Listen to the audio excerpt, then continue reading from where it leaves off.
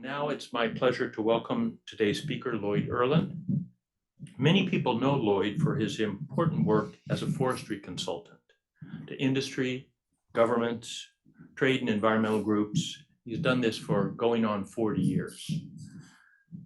But as you'll see, Lloyd knows a lot about water too. He grew up within a bike ride of Lake Michigan, where, if you don't know this, Michiganders think the Great Lakes are part of the ocean. And how else would Michigan State University, where Lloyd was an undergraduate, have its own Sea Grant program? I don't know. He earned his master's degree at the University of Arizona, learning a lot about Western water issues.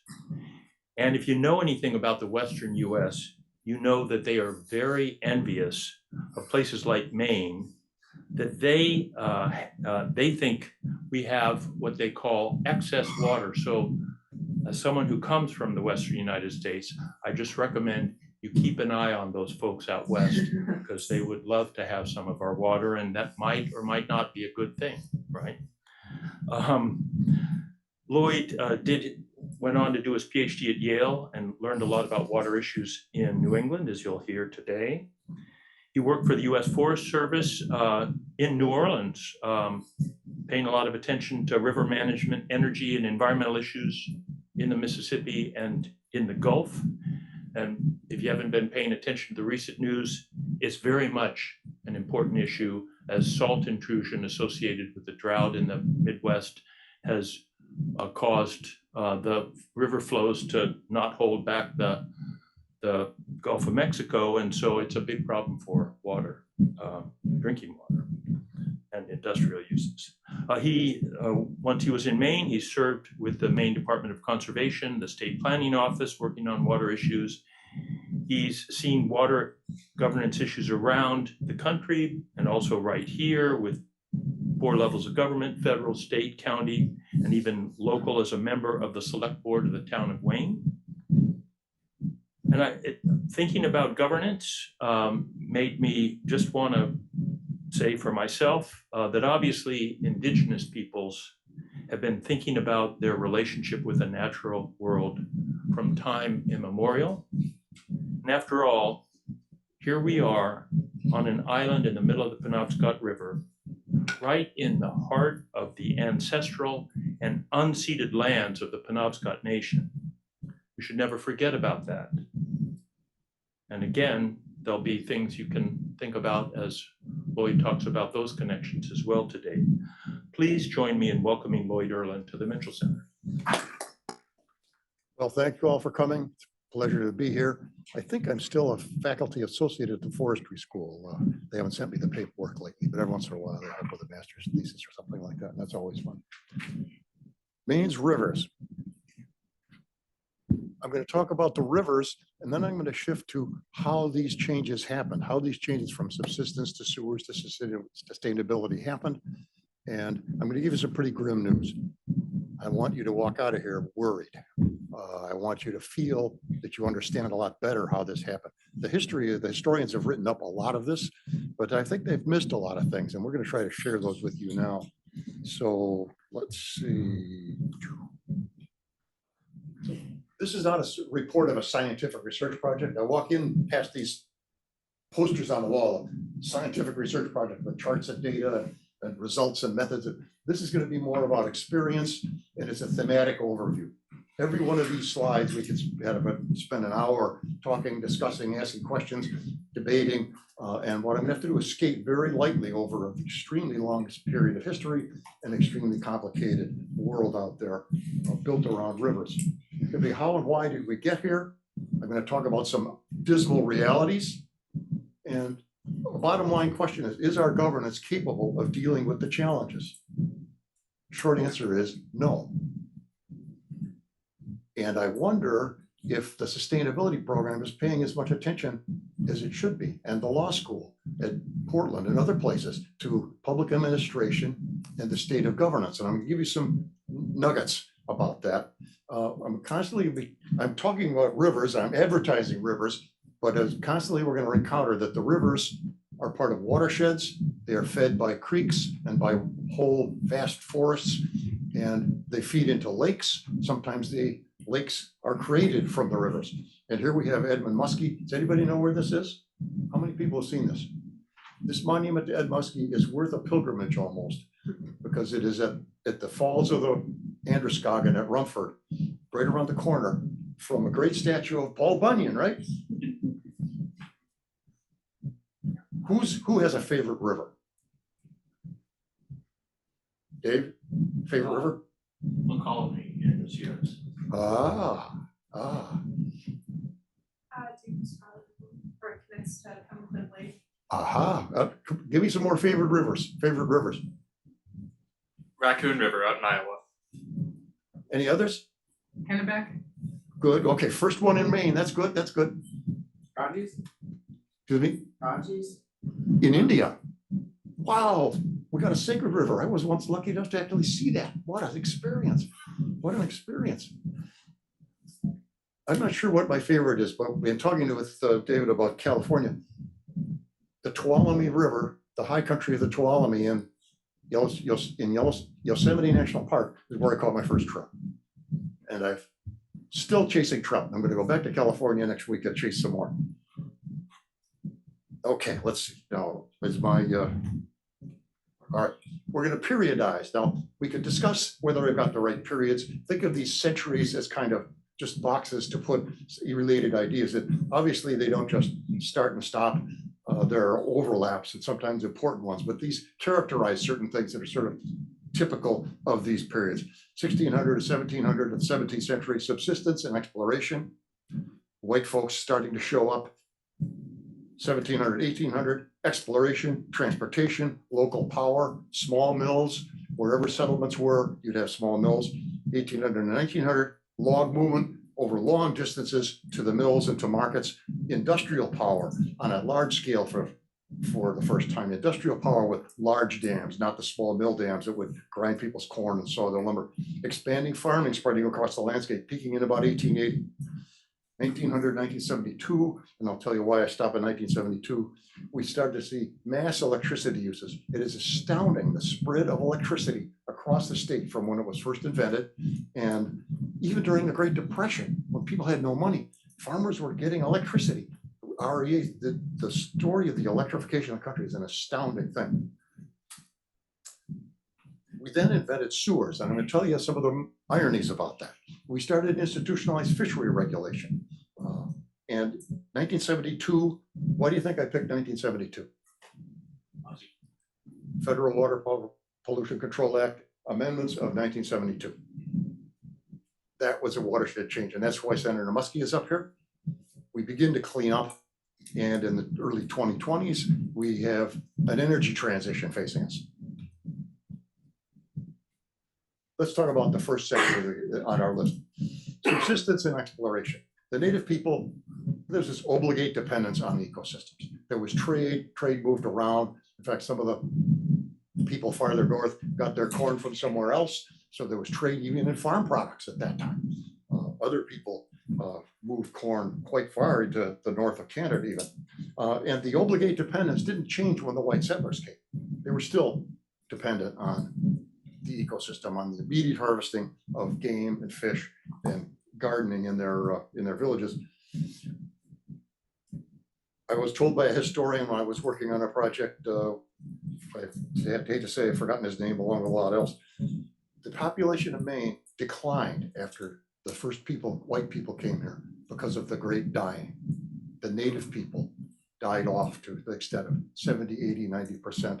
And the population of Maine in total did not catch up until later in the century, well into the great migrations, which began in 1640. The governance of this period is kind of a nice metaphor, is Glooskap's parable. Glooskap was a Passamaquoddy legendary figure, and he once went to visit grandmother. And on the way, he saw the river. It was in the fall, and so he said, I'm going to give grandmother a surprise. And he scooped up all the fish out of the river, and he brought them to grandmother. Has anybody ever heard this parable before? Go and find it and read it. I'm paraphrasing here. Glooskap comes to grandmother's house and says, grandmother, what I have enough fish for you for the whole winter. I took all the fish out of the river. Grandma says, Glooskap, you can't do that. What will we fish for next year? And Glooskap thinks about it a minute. Okay, well, we'll keep two, and the rest went back to the river. And so the same conversation happens with the deer and with the ducks and with the moose. And finally, Glooskap gets the picture. So that's a very powerful parable. At that time, we were facing imperial regulations on trade, competition between the French and the British, and even to the farthest throughout the Spanish empires, the regulation of what could be manufactured in this part of the world and how things were done. We had regulations coming out of London. The Lords of Trade wanted to have something to say about what happened here. Paradigms, we have TEK, traditional economic ecological knowledge. We have use rights versus English farming patterns. We had crown grants and monopolies. The crown would grant huge swaths of land that no one even had maps for, providing employment to generations of lawyers. The rivers, when Samuel de Champlain bumped into the Maine coast, they started looking up every river, and it was just disappointing. Oh, darn. Why were they disappointed? Samuel de Champlain and another whole generation, because the rivers did not lead to the Orient. They weren't looking for furs or fish. They were looking for a way to ship across that way around the monopoly of the Portuguese to get to Asia. And over again, disappointment. The 18th century, transportation, very powerful. I have bumped into something, it's actually from the following century, but I just want to do it here because it's such a wonderful anecdote. Did you know that railroads reached San Francisco before they reached Calais, Maine? That's a stunning fact. Well, one of the reasons the railroads never got to Calais, Maine was they didn't need them. All the settlement, all the economic activities along the shore, and the ships, and they built the ships themselves. They didn't need railroads. The countryside was just torn over and over again by imperial and local wars, Indian raids masterminded by the French. Military officers were often the only representatives of any kind of government that was around. And so in the old treaties, you'll see Colonel Dummer's treaty, treaties between Major this and tribe that. Local mills were stopping the rivers everywhere there was settlement. And they were very early times, they were a challenge to native subsistence because the natives needed the fish. They needed the alewives, they needed the fish runs. And yet they were essential. These weren't like exploitive things built by people from away, outside capitalists. These were things that the local communities had to have. And the settlements kept expanding, but they never got very far from the coast. Take 1600 to 1800 together, you see the energy is wind, water, wood, human and animal muscle. Simple as that. Governance was extremely limited, and when it intervened, it was to facilitate development. Local communities would actually grant a monopoly to someone if they would only build a sawmill so we could saw our logs here and have our lumber that we need. Native people at that time, and well into the 1800s, could range freely over their homelands as they wished. And Thoreau in the 1840s bumped into parties of Indians all the time. His Indian guides would run into their friends, people they knew, way out there. Settlers, the big problem was paradigms about property. The settlers didn't understand this, although they came from parts of the world where there was such a thing as common grazing and there were common fields, but they didn't understand this. They wanted to have 100 acres in a nice neat rectangle with a fence around it. That's my farm.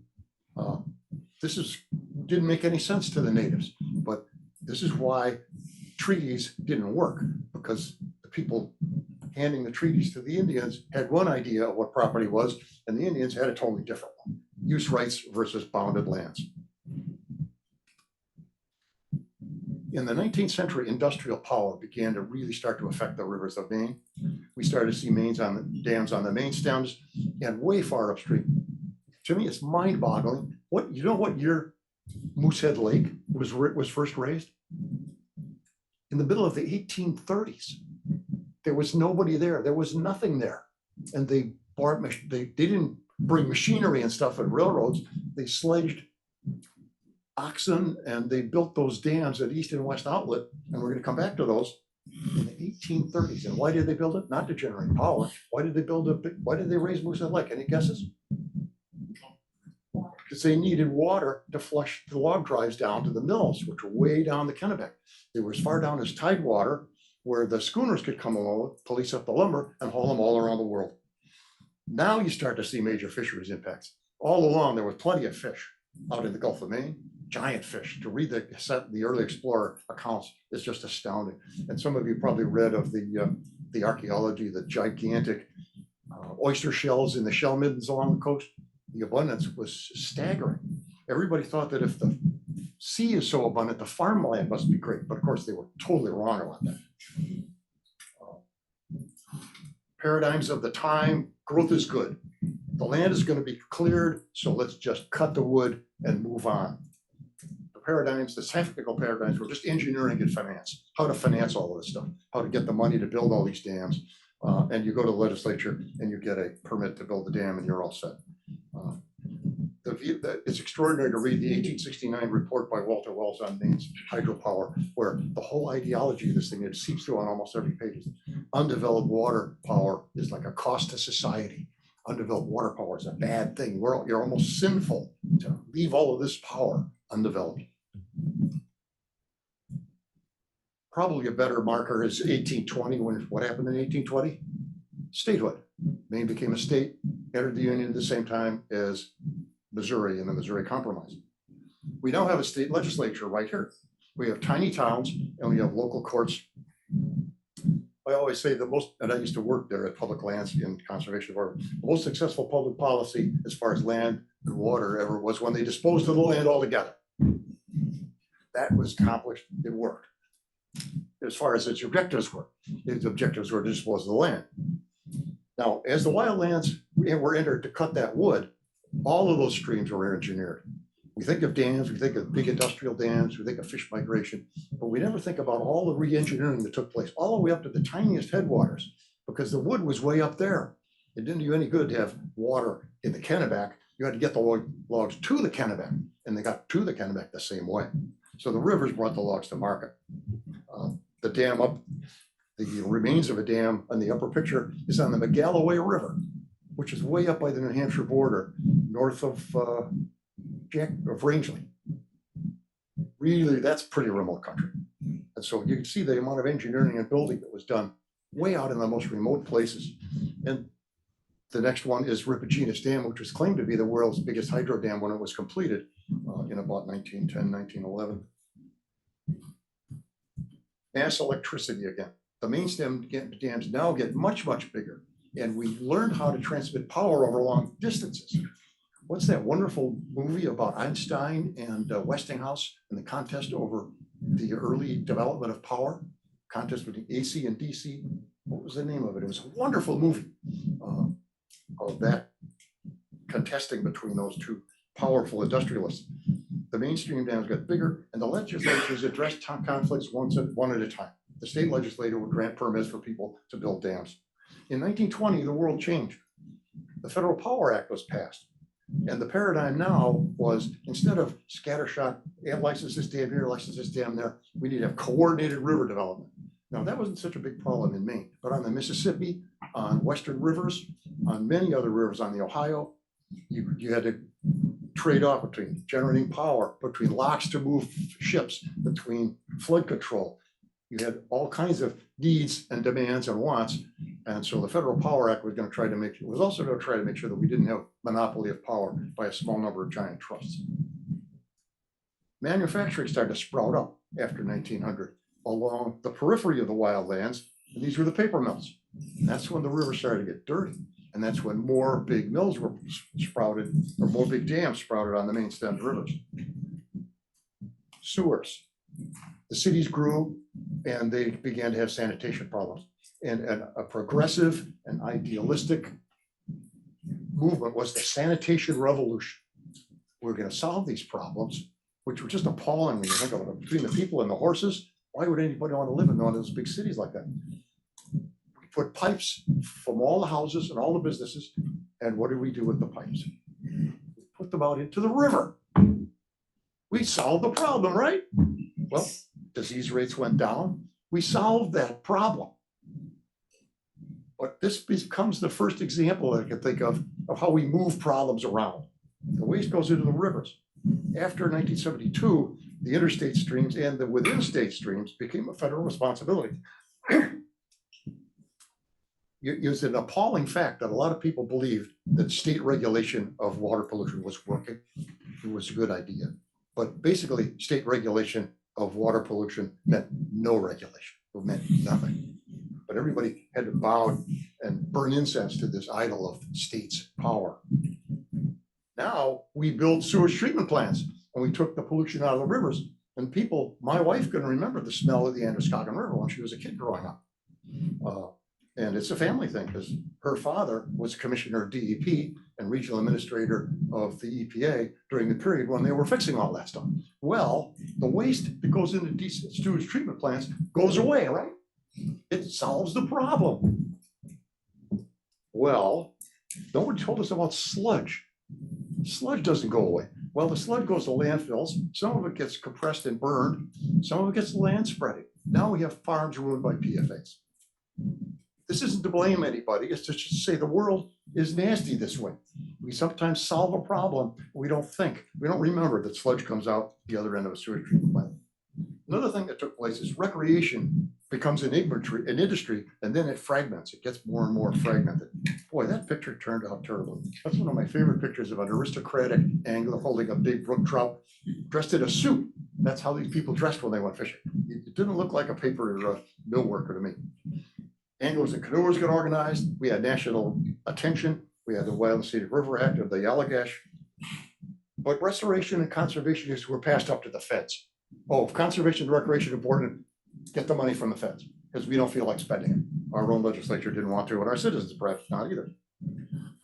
We had important conservation successes during this period, but now we're starting to see where water quality is being affected more by land use than water use. We've cleaned up the rivers. Have we cleaned up the land use? Here are some rivers. Rivers and lakes, Ziskohos in the upper left-hand corner. The stream, a pretty little stream, St. Croix Stream in Aroostook County. Obviously, Moosehead Lake. The West Branch, and then Millinocket Stream. Pretty little spot, a lot of struggling. I didn't catch it in there. Real pretty little spot. All of 4 out of 5 of these are either above dams or in between large dams.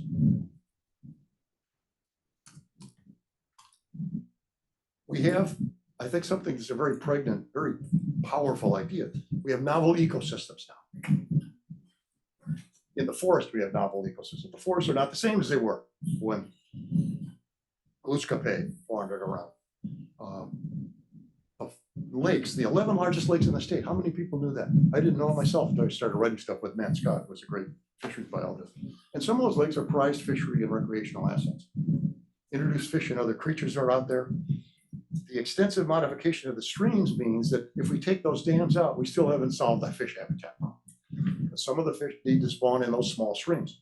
I'm just going to keep moving. And here's an example, 2 examples that are pretty powerful, I think. The lower Penobscot River, the shad are bouncing back because they don't need those small streams as much. They'll often be, I don't know where they spawn, but they're bouncing back. But if you look at the salmon, the blue line is the salmon. They're not bouncing back at all. It's just a big disappointment if you're a salmon angler. Read it's a wonderful book called The President's Salmon. What's the name of the woman who wrote that? The President's Salmon. It's a great book to read. The one on the bottom is an especially ghastly illustration of idiocy and of the government's failures that we have and of alternative facts. The blueback herring runs were admitted into the upper St. Croix River and into the lakes by removing some, by opening up some of the dams on the lower St. Croix. And the bass fishermen and sporting camps protested, saying it was going to ruin the bass fishery in some of the big famous lakes down east. And there was biological evidence that this simply wasn't true, but they prevailed on the legislature to force them to close the gates again. And you can see what happened. You can see what happened. There's a long, long story about that. And it's a very, very sad thing that once we start to restore the fishery, if it's inconvenient for somebody, look out. So One of the things that I tried to understand is governance and its absence. How does this happen? Part of it is that politics is ad hoc and reactive. There's little or no planning. And I worked in a planning office, and I'm as skeptical as anybody about sort of socialist style or direct planning. But boy, we do an awful lot of non-planning, and it's hurting us. Our governance is place-based and it's reactive. We're always responding to something. We're never active. A famous environmental writer years ago, Bob Cummings, used to say, there are no environmentalists in Maine. To a group of foresters, there are no environmentalists in Maine. And he was a real environmentalist himself. And we meant what he said, they're only environmentalists when their ox is gored. You ought to think about that a little bit. Bob Cummings had a point. We have home rule, and I'm one of the guilty parties because I'm on a select board of a parochial, provincial, tiny little Maine town that wants to stay like it's always been. Hundreds of towns hold land use powers, and most of them don't use them. I was looked for, and to be a great research project, to find out how many of the towns of Maine even have zoning of any kind, other than a rudimentary subdivision ordinance. Developers run for those places that have no land use controls because they know they can do what they please and they can do it right away with no problem. The state legislature has always been controlled by a minimum government ideology, industry group power, and a passive public. The reason that you have industry power is a passive public. I remember an old saying that veterans like to use, freedom is not free. And environmental improvement is not going to happen if everybody thinks it's free and that someone else will take care of it. In 2020, we had 483 municipal governments. And think about it, half of the state has no people in it. Well, 10,000, 8 or 10,000. Half the people has no municipal government. The town of Rockwood on the west shore of Moosehead Lake is a slum. It's a mess. They have no land use rules at all because it's all Wild West up there. 23 cities, of which 10 or only 10 have 10,000 population. 387 places. What is missing in this picture? Counties are missing. This is the town hall of Byron, Maine. Everybody know where that is? It's up in western Maine, and it has a population like 175 people. What kind of land use controls can you have in Byron? Of course, most of the land is owned by private landowners. Here we've developed a pretty, what I call an uneasy federalism. The federalism has been just an amazing thing, especially for a state that talks about state control and local control and home rule all the time. Decisions about dams get made in Washington. No, they don't get made here. They get made in Washington. In fact, the state basically passes them along to them. Let them take the heat. And the federal government has very strong powers. In fact, it's a surprising fact that the Federal Power Commission is a better environmentalist than most of the public agencies in Maine when it comes to dam licensing. They ordered the removal of the dam on the Kennebec River at Augusta. Federal policies, though, are driven by policies, issues, and conflicts in all these other regions. Maine is a footnote. Maine has had almost no federal projects compared to, say, almost any Midwestern or Southern state. And here's something that people need to understand. It wasn't just magic by Senator Muskie that got all of our rivers fixed. Uncle Sam agreed to pay the bills. So we get 50% of the cost of our treatment plants from the federal government. We get another increment of it from the state, and the localities pick up the rest. But they also have to pick up the maintenance. They don't get any help on the maintenance, which is a big surprise, huh? They get old, they get obsolete, they start to fall apart. The 1970s sewage treatment plants are just like me, they're getting old. And I have a nephew who now is a technician for an engineering company, and he goes around the state trying to put these things back in shape. Very constructive sort of occupation. If you have a young person looking for work to do, go into work of being a technician or an engineer for these companies that make sewage treatment plants modern and make them work better. What we have here is an abdication, in my opinion. I suppose those are strong words. People would object, but I think we have an abdication by the government of its duties. Our political culture basically ignores our trust duties. The waters of the state are the property of all the people. They're held in trust, but the state has abdicated that duty. It's delegated enforcement of many rules to levels of government that are unable to perform and often reluctant to deal with these, what they scorn as state mandates. And I'm another one of the guilty parties. Our own town cannot enforce rules that require people to have functioning septic tanks.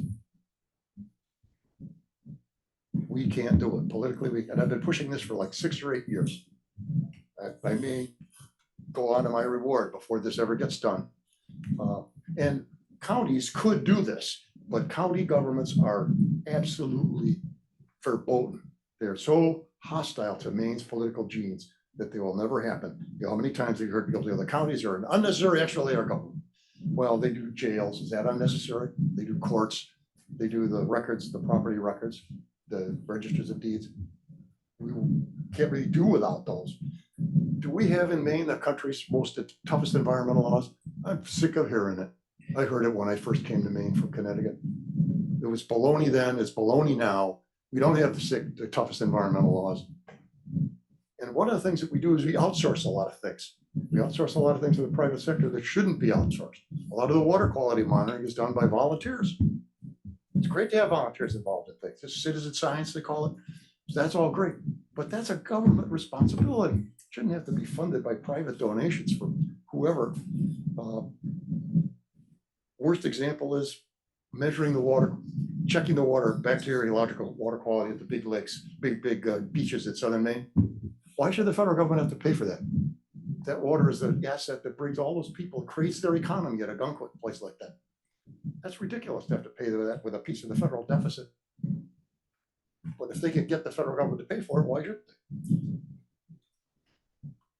We now have the serious challenge when it comes to land uses. I call it the planned destruction of rural landscapes. You know, I used to always say, oh, the unplanned destruction of the landscape, the sprawl is all terrible. And then I realized, well, what we actually have is the planned destruction of these landscapes. Take a look, another thing for your students to go out and find out. Look at all the local town zoning and planning. Every roadside is developed is zoned for single family houses. And that's what's going to happen. We can't blame someone else for that. We can't blame big corporations for that. We can't really even blame the state legislature.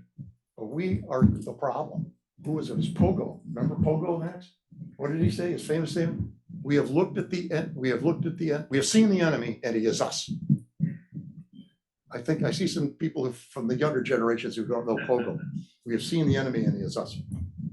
But if you take this seriously, look at what happens. Despite a generation of foofara about growth management, we are still in a situation where we're looking at the planned destruction of our rural landscapes and our lake shores. We've already accomplished the planned destruction of our lake shores. Virtually all the houses on lakefronts in my town would not be allowed under current rules. We live by a lake, and just by dumb luck, the one we bought happened to have been built after the rules came in for shoreline zoning. We were back from the lake. When I'm out in the canoe after the dock comes out, I have to get up close before I can even see my house. And we didn't even try to camouflage it. It's just that it's set back and there's some more vegetation.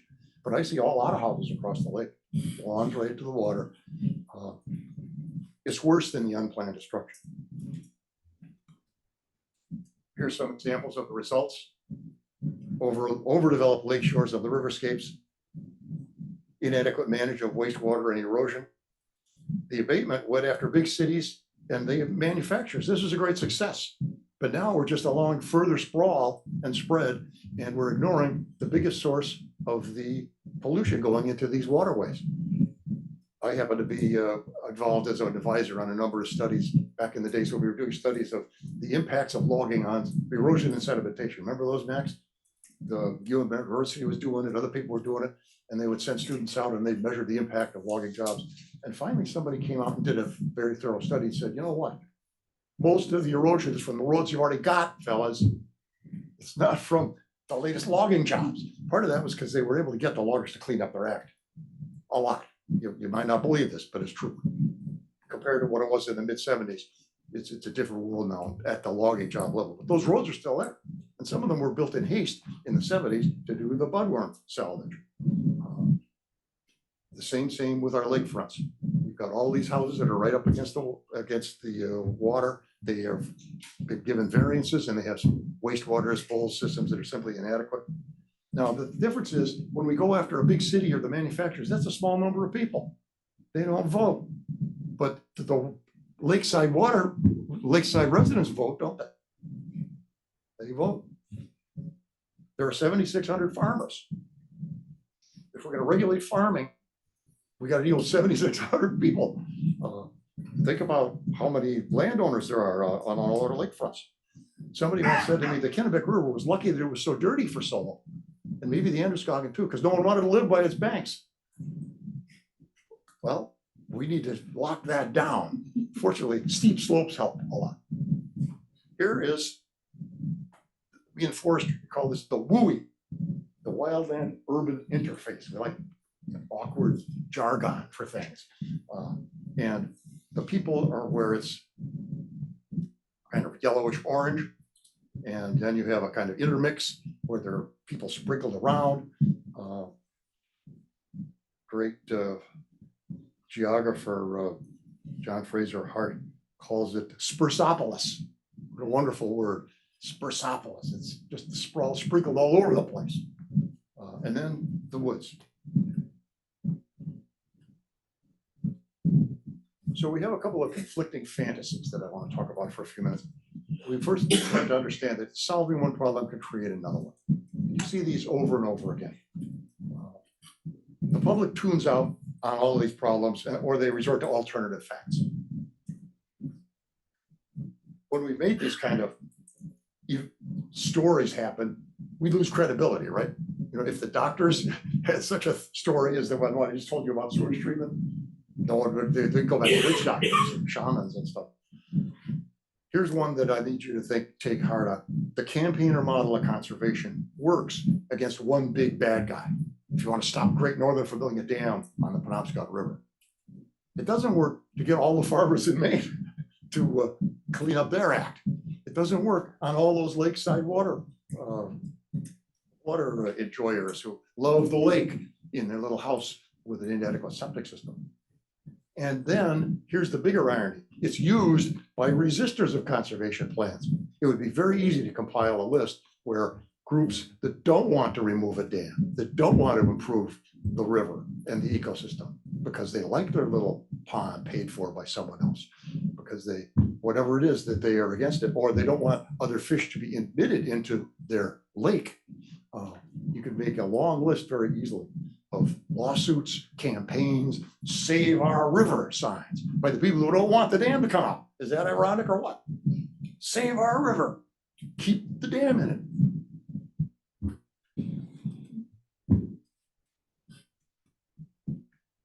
Equity is a big issue now, and it should be. And we should be thinking about fair ways to pay the cost. Like, is it fair to send a bill for bacteriological sampling on the beaches at Ogunquit to people in Iowa? Should we be talking about equities of overall outcomes in some larger sense? Does every single project have to be fair in some sense? Equity for who? The local neighborhood? Wider issues, wider needs? Equity for people who live right by the river and would like to keep their pond there? Or for the people who benefit from the fisheries many miles away? And we have a double standard. This is something that's troubled me ever since I first, probably should never have done this. I got recruited to help on revising the comprehensive plan for Wayne. And it became pretty clear that we have a double standard, and we just need to talk about it that way. New development is held to strict standards, and existing development is grandfathered. That's how you get tough laws. You see, oh, all you people who are already here aren't gonna have to comply. Only David Hart has to if he wants to move and build a new house on our lake. He has to comply. Only Lloyd Irland has to comply. But all you guys, don't worry, you're grandfathered. This is serious stuff, isn't it? This is serious stuff. This is about the political culture of the state that I've been dealing with for a long time. Maybe because I come from Illinois, I'm somewhere else from away, I can see these things better. And now I'm in it. I'm on the county budget committee, and I'm on a small town select board that's grappling with a number of things like this. And we have our own little dam too, that we're dealing with. Economics, the dismal science, some of the realities. We have to change the behavior of multitudes. You know, recycling is all about changing the behavior of individual households. My mother for decades used to cut the other side of a tin can and squash it the way she did during the war, the way everyone was trained to do it during the war. And the Boy Scouts would come with wagons and take it away. Everybody did that. We need that kind of a thing, but it's not easy to do because there are so many things we're asking of people. The federal piggy bank is empty. The national debt of the United States is approaching levels common in third world countries. If that doesn't worry you, it should. It should worry you for your children. And that's not just a political cant. I'm just talking about a lot of that money has been spent on things we need, on things that are good things. And this is a nonpartisan statement as can be. Consumers are going to have to start paying for things they ignored in the past. That's just the way it is. Out west, they say water flows uphill to money. And that's what's been going on. But people are going to have to start paying, and they're going to have to start caring about all of this. Tourism is a very interesting business. A lot of things are happening in the tourism world, and I've got to get some people together to write a little essay about is Maine tourism sustainable? We see mechanization, the sizes and speeds of boats is crazy. Gentrification may be the only path to sustainability. Do we like that? Probably not. We do have coastal communities where you can't get close to the water. There are little signs, no trespassing, don't park here. Big mansions and palaces there. Stay away. This is my motion. Privatization of spaces. Private markets privatize amenities. That's what they do. That's what they do best. Sprawl. Saw this at a sign up in Idaho. It says, "Don't Californicate Idaho." Californication. It's happening everywhere. It's the planned destruction, the traffic congestion. And as Aldo Leopold says, one day there'll be nothing left to see and fondle. The past funding models we have are just not sustainable. Every time we need a national park and wildlife refuge, we go to Washington to pay for it. Every time we need to fix our sewage treatment plants, go to Washington to pay for it. The NGOs and the philanthropies have done great work. After all, Baxter Park was donated by a wealthy person, a high net worth individual. And they could continue to do, but that leaves us subject to their priorities. They make the decisions. Somebody's gonna be mad about this, but if I had 80 million bucks, I would not have spent it on the so-called Katahdin Woods and Waters National Recreation Area. I would have taken a big cut of it, gotten a new public beach on a coast, and I would spend most of it in southern Maine, and I would have done something else with it. $80 million was not a good priority use to put in that place. I would have gotten a good conservation easement along the East Branch and maybe of the whole darn thing up against Baxter Park. But that's an example of how we are subject to their priorities. A lot more could be said. I should do a whole speech sometime. Is vacation land sustainable as we always knew it? And I think there's some pretty serious questions we have to confront. We have fragmented, under-resourced, and badly sized governments. I've already told you about that. That's one of the dismal realities. It's not going to be easy to change. We need to do something about that. And as my old boss at conservation used to say, cooperation is an unnatural act. To try to get, Androscoggin Lake, where I live, is in 2 counties, several towns. And how are we supposed to do something like that with that kind of a government? You can look at Sebago Lake there. I counted them. There's 7 or 8 towns around the fringe of Sebago Lake, and a water district and a county. And this is just not a business model that's going to get us good results. Now, like I say, back to outsourcing again. Maine is not an island. Never has been. We outsource a lot of our money for conservation. The wealth that comes in to do some of these great conservation projects comes from out of state. We outsource half of our heating oil. We got to think about that a little bit. Half of our heating oil is we outsource to someone else who has to live with pipelines and oil refineries and tankers. Well, we're too pure to have any of that stuff around here, right? All of our transportation fuel, virtually everything for solar, wind, and batteries, and a lot of our building material, we outsource that to somewhere else. So, path to sustainability, the 5th century is the 2100 century. And I know I'm talking a little longer than I'm supposed to. We're not just restoring a fish, but an ecosystem. For a long time, it was restore the salmon, restore the salmon. And the anglers loved it, and no one else paid any attention. But they're now saying restore the ecosystem in this whole stream, from the headwaters to the benefits out in the ocean. We are dealing with novel ecosystems, and we have to recognize that and manage those things intelligently, rather than just trying to abolish them and restore some kind of mythical pristineness that we think was here a long time ago. We have to manage the whole watershed, not just the river main stem, not just the lakes and the land separately. We have to see the whole story, because nature doesn't care. Things are going to change.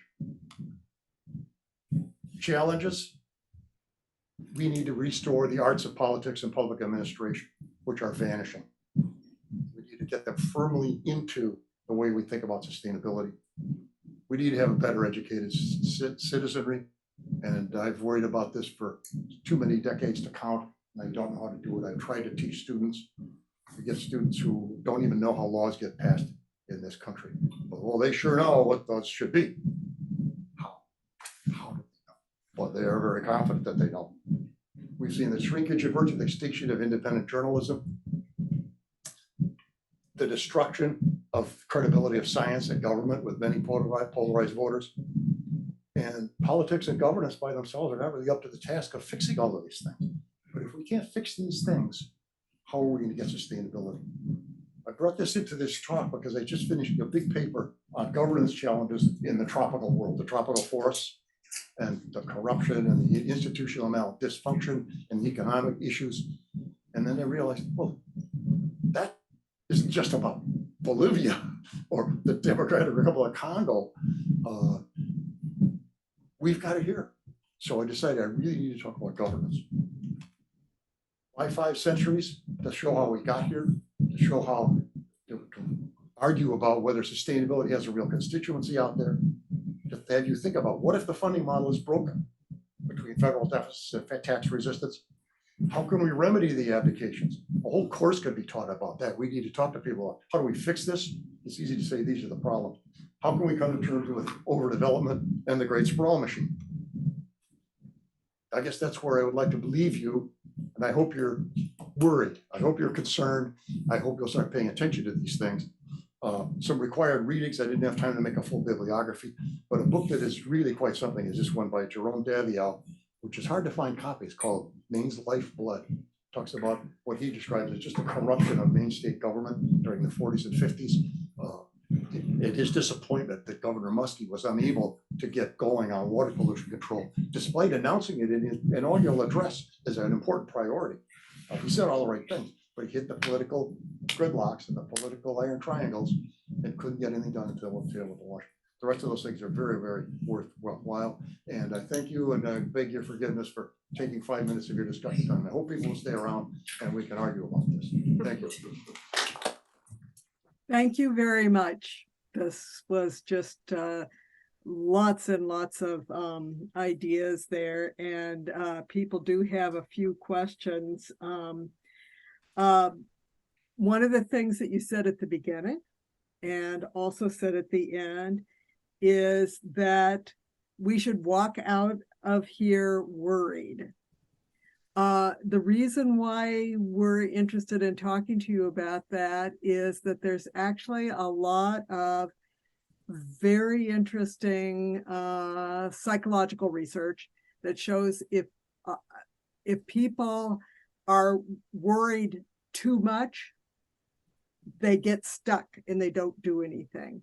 And you said you wanted us to leave worried. So do you have the idea that that will mobilize us, or will it make us just sit down and fret? By the way, that was a question asked to you by a social psychologist who thinks a lot about this, and I think is very relevant. So, well, I think it's very relevant too. I hope people will attach the worrying to something that we can do about it. And this is so big. The things that I'm talking about are not things that are easy to identify, specific things that will have leverage on solving the bigger problem. We might be able to solve something in our town or one particular piece of this. But I think if we, what's the alternative to worry? To worrying the right amount.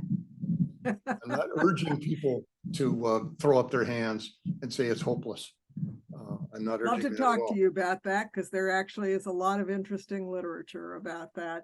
One of the questions that was asked in the chat is, well, let's look at lakes for a little bit. And how do we get code enforcement officers to do the right thing? So this person's asking the question of how do we get people to act, to move, to do things? Frankly, I'm worried about that. I'm grappling with that in my own town. And I'll tell you one of the things that I discovered. I went to the water conference this spring. I try to get to those every chance I get. And there's a panel of some well-experienced code officers and Dave Roque, who was basically the state's soil scientist who knows more about this than about any 90 people you could think of. And what I came away with is there are two cultures going on here. And you can worry about this or not. You decide what the state social psychologists have to say. But among the code officers, there's a culture of futility. It's a real cultural futility that there's nothing that can be done. It won't pass politically. The voters won't tolerate it. And so I'll just wait until septic tanks fail. We'll fix them one at a time. It's a culture of futility. I asked them the question, what do you think of having a pumping ordinance for holding tanks? By definition, a holding tank that is not being pumped is not working. And there's no legalities to worry about. There's no engineering. If it doesn't get pumped, it isn't working. It's not working because it's simply draining out into the environment someplace. And they all came up with all kinds of flim-flam reasons not to do it. That's bullshit. That is just impossible. But it's a cultural orientation among the code officers. They've given up. Many of them have given up. And then there's a culture of futility. So there's a culture of futility and there's a culture of impunity on the part of the property owners. Some half of the Lakeford property owners in my town don't live in Wayne. Ask me if I'm afraid they'll vote me out. Ask me if I'm afraid.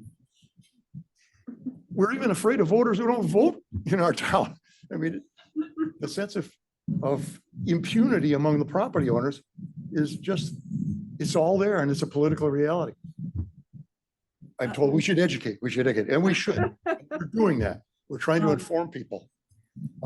And we're trying to, but we're not sure how much difference that by itself is going to make. So if you have a culture of futility on the part of the so-called regulators and a culture of impunity on the part of the people being regulated, what's your answer? I wish I knew, but I know what they do in Wisconsin. There are places where they actually have counties, believe it or not. And the counties could produce health departments that can regulate this because they don't have to be voted. They don't have to be voted in or out by a small number of lakefront property owners. Yes. I was gonna say, there's no incentive for the town to enforce regulation, because if you build a bigger place, I get to tax you more. Well, maybe, but we just had a really bad algae bloom 2 summers in Androscoggin Lake. I was hoping, there's an old saying that you should never waste a good crisis. One of President Obama's advisors was fond of that saying. I like that statement, and I was trying to work with that. I was trying to rekindle interest in it.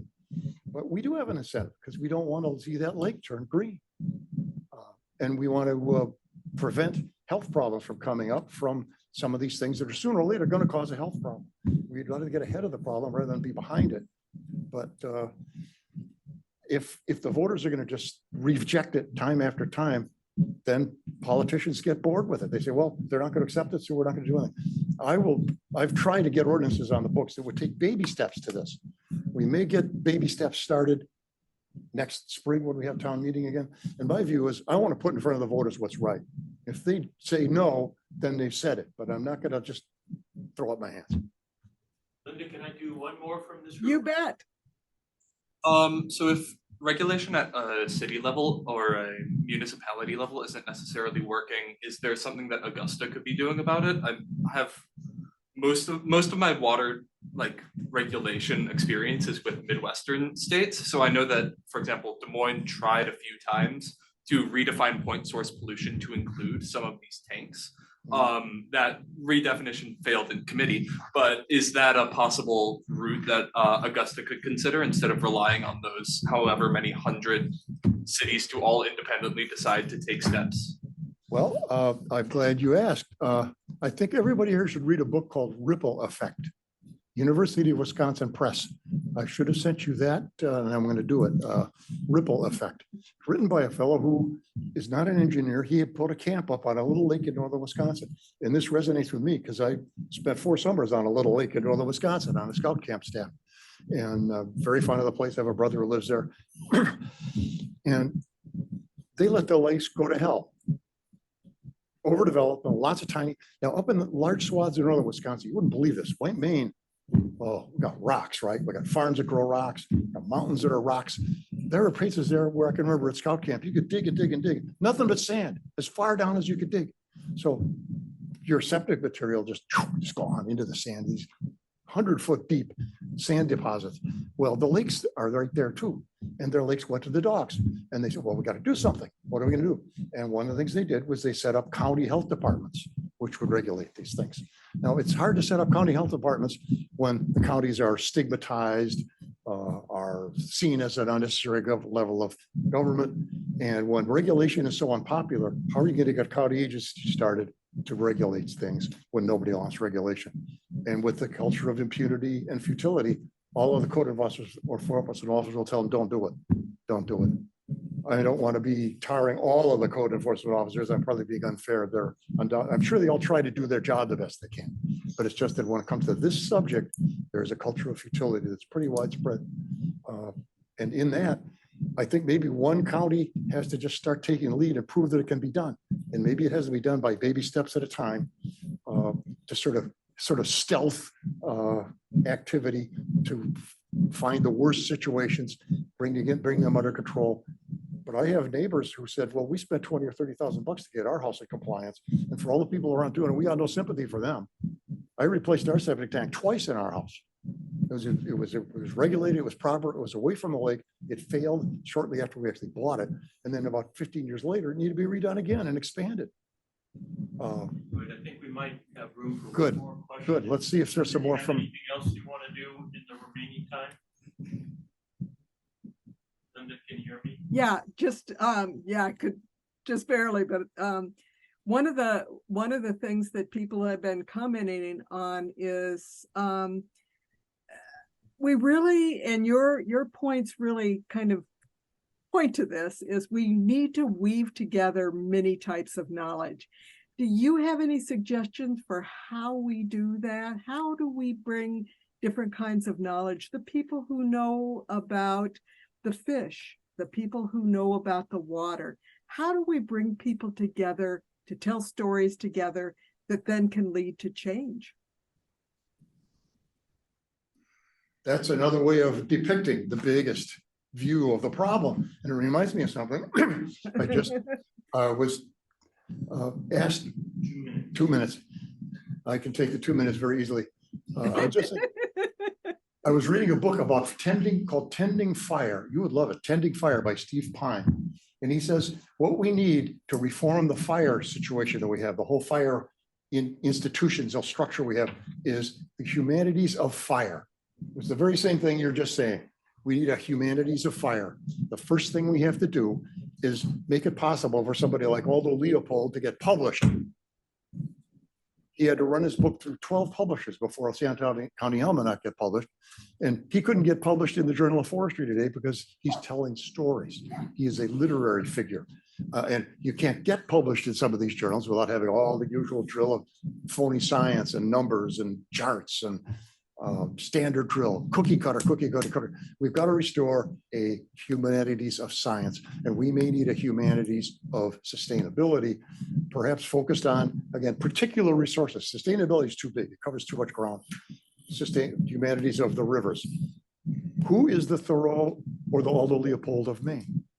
Who's the Aldo Leopold of Maine?